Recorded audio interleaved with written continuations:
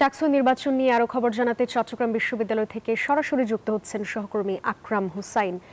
আকরাম, ক্যাম্পাসে আজকে কি পরিস্থিতি দেখতে পাচ্ছেন, বিস্তারিত জানাবেন।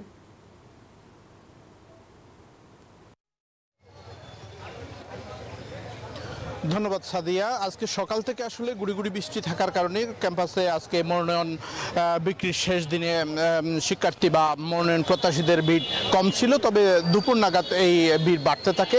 আমরা প্রায় শেষ পর্যায়ে এসে ছাত্রদল এবং ছাত্র শিবিরের যারা প্রার্থী আছে তারাও মনোনয়ন ফর্ম কিনেছেন।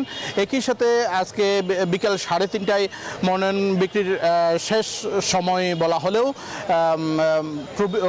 বিশ্ববিদ্যালয়ের প্রভিসি জানিয়েছেন যতক্ষণ পর্যন্ত শিক্ষার্থীরা ফর্ম কিনবেন ততক্ষণ পর্যন্ত তারা ফর্ম নিতে পারবেন বলে জানিয়েছেন। একই সাথে আপনার মাধ্যমে আমরা দর্শকদের জানাতে চাই, সেটি হচ্ছে আমরা সকালে চট্টগ্রাম বিশ্ববিদ্যালয়ের ছাত্রদল এবং ছাত্র শিবিরের সভাপতির সাথে কথা বলেছি। তারা কিন্তু একে অপরের বিরুদ্ধে পাল্টাপাল্টি অভিযোগ করেছেন। উভয়ই বলছেন বিশ্ববিদ্যালয় প্রশাসনের নিরপেক্ষতা নিয়ে প্রশ্ন তুলেছেন।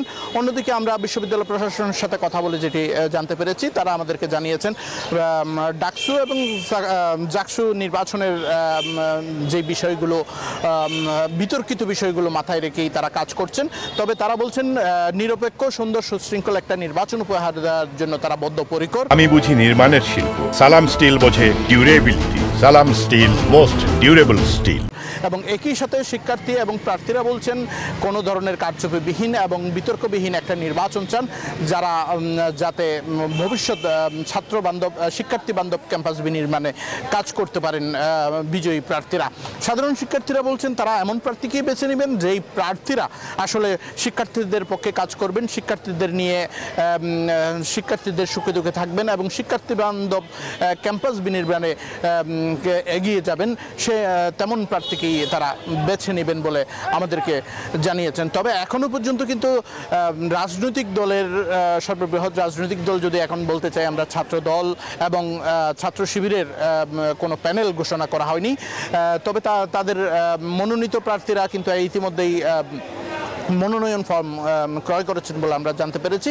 তবে তাদের এই ছাত্র সংগঠনের সূত্র থেকে আমরা যেটি জানতে পেরেছি, আজকে কালকের মধ্যে তারা যারা মনোনয়ন ক্রয় করেছেন তাদের মধ্য থেকে যোগ্য নেতৃত্বকেই তারা মনোনয়ন দিয়ে তারা তাদের নিজস্ব প্যানেল ঘোষণা করবেন বলে আমরা জানতে পেরেছি। তবে দীর্ঘ 36 বছর পর যেই চাকসু নির্বাচন অনুষ্ঠিত হতে যাচ্ছে, এই নির্বাচনকে ঘিরে আসলে শিক্ষার্থীদের মধ্যে উচ্ছ্বাসের কোনো শেষ নেই।